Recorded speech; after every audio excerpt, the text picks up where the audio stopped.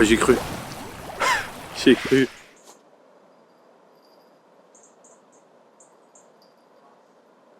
Et ça folle. Bonjour à tous. On se retrouve aujourd'hui pour un nouvel épisode.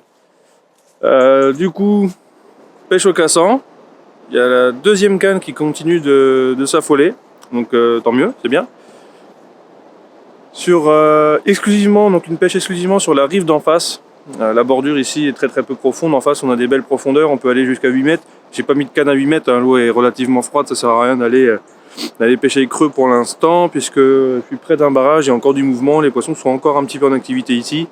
J'en ai fait un la semaine dernière, un petit. Une pêche où je suis venu sans caméra. Ça m'arrive aussi. Derrière moi, il y a des pêcheurs en flotte tube. Des mecs super sympas. Ils sont 3. Ils ont fait qu'un poisson sur toute la journée. Donc l'eau est froide, on est à 11 degrés 2. C'est vrai que le métabolisme des poissons commence à ralentir. Le fait de pêcher en vertical, c'est intéressant parce qu'on peut pêcher sur les poissons directement. Là, j'ai tenté une pêche au cassant, entre deux eaux. C'est un secteur où par le passé j'ai fait beaucoup de poissons. Après, il y a eu beaucoup de braconnage entre les deux. Malheureusement sur ce poste-là, je suis déjà venu 2 fois où je me suis cassé les dents, mais alors totalement. Et je me suis dit, allez, une dernière pêche de l'année avant l'hiver. Donc je vais essayer ça. Donc, après, je pense qu'on va commencer à aborder les pêches verticales. Donc tout ce qui va être fireball, monture à poisson mort, choses comme ça. Vraiment aller chercher les poissons, les débusquer là où ils sont plaqués au fond. Et essayer de déclencher des touches d'agressivité. Et normalement, ça devrait le faire. Voilà, donc là, c'est parti pour le coup du soir. Les gars ont très bien compris qu'il fallait passer en dessous les lignes, c'est vraiment des mecs sympas, qui connaissaient pas du tout la technique, qui ont été vraiment très intéressants. Ils sont venus m'aborder à plusieurs reprises pour comprendre pourquoi je mettais un cassant dans les branches, pourquoi je mettais un prolongateur et non pas directement le cassant dans la branche. Donc c'est vrai que c'était intéressant d'échanger avec eux, j'ai appris beaucoup de choses aussi. Il y a eu très peu de poissons fourrage en activité aujourd'hui.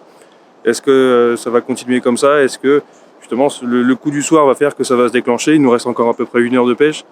On verra aussi pour le coup du matin. Demain, je suis là toute la journée. Donc, on verra ça. Je vous dis à plus tard.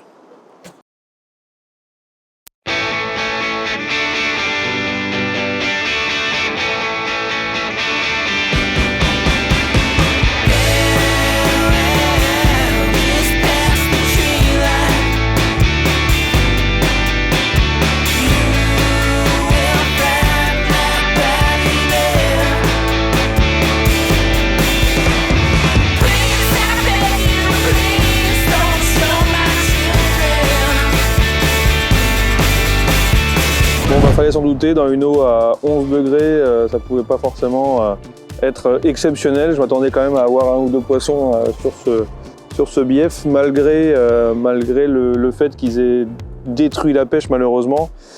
Ici, il y a un barrage et tout au bout, ils ont fait une passe à poissons. Je suis pas contre le fait qu'ils dépassent à poissons, hein, je trouve ça bien, mais quand c'est bien fait, là, ils ont détruit la pêche, c'est-à-dire qu'il y avait une belle fosse et ils sont venus la reboucher en partie. Le courant a été modifié, du coup le courant ne passe plus sur les postes habituels où on avait l'habitude de faire des belles pêches ici. Enfin bon, c'est comme ça. Ça ne résout pas le problème du fait que je sois capot, je ne cherche aucune excuse. Hein. Le poste est comme il est, j'ai pas trouvé les poissons déjà en installant mes montages et je pense que la zone était simplement déserte. Je vais en profiter pour vous montrer le hooper. Donc le hooper, c'est un petit pneumatique de 2,20 m de long sur 1,62 m de large et il doit faire 1,20 m ou 1,22 m à l'intérieur de mémoire. C'est vraiment un compagnon idéal pour ceux qui cherchent une embarcation, on va dire, légère. On peut mettre un moteur de 4 chevaux, je crois, dessus. Moi, je m'en sers uniquement avec le moteur électrique. Quand je veux prendre le 6 chevaux que j'ai, j'utilise soit le 2,90 m, soit le 2,65 m. Donc c'est la gamme des Tusker qui existe aussi en 3,20 m. Donc là, on peut partir sur une motorisation beaucoup plus importante. Personnellement, le 2,90 m, c'est le modèle qui me correspond le mieux. Je peux vraiment en mettre beaucoup à l'intérieur, seul ou à deux. Quand on part à 2 pêcheurs, on peut vraiment monter en hauteur niveau matos, ça bouge pas, c'est insubmersible. Celui-ci, pareil, au final, on a l'impression qu'il est tout petit, mais on peut en mettre vraiment beaucoup dedans. On va faire un tour à l'intérieur. Hop. Donc sur celui-ci, on est passé sur un plancher à latte, comme on peut voir là. Et c'est très solide. Franchement, j'ai rien à leur reprocher. Concernant le support écrou-sondeur, j'ai reçu quelques messages justement pour savoir comment je faisais pour le fixer. Alors c'est très simple. Je suis venu mettre un pad à cet endroit-là, donc c'est dans la gamme, hein, vous pouvez l'avoir sur le site directement. Donc je suis venu le coller directement sur la toile. Après moi j'ai fait un support avec une boule de la marque RAM. On vend directement un support droit qui n'est pas articulé. Moi je voulais une articulation, donc j'ai fait quelques modifications. Je suis venu aussi en mettre un à l'avant pour pouvoir mettre une perche, voilà, simplement pour pouvoir me filmer en action de pêche, et ça le fait très très bien. Et à l'arrière, du coup je suis venu mettre un support canne pour pouvoir fixer ma sonde dessus. Voilà. Je viens de la fixer comme ça, et moi ça me permet de l'enlever. Donc je suis venu le fixer sur un tube. Je peux l'enlever si je veux la mettre sur mon flotte tube. Hop, comme ceci. Le moteur électrique, donc la batterie. Là j'ai mis une grosse batterie, mais une plus petite aurait suffi pour la taille de la rivière. Au final, je suis sur un petit bief. Donc j'avais pas vraiment besoin d'une grosse batterie, mais j'ai pris ce que j'avais. Pour les batteries, je sépare toujours mes deux batteries. On peut voir, il y a une petite et une plus grosse pour éviter d'avoir des parasites sur l'éco-sondeur. Voilà, tout simplement. Ça, c'est l'indispensable dans le Zodiac. Du coup, ma boîte avec des agrafes à l'intérieur, soit pour pêcher au coulissant, soit pour pêcher au cassant si j'ai besoin d'agrafes. Là, ça c'est mes petits bouts de chambre à air pour venir bloquer mes vifs. On pourrait mettre des petits bouts de gaine, ça le fait tout aussi bien, moi c'est une question d'habitude. Du coup, ma pince, une paire de gants, ciseaux pour couper les cassants, et la tresse si besoin, on sait jamais. Hein.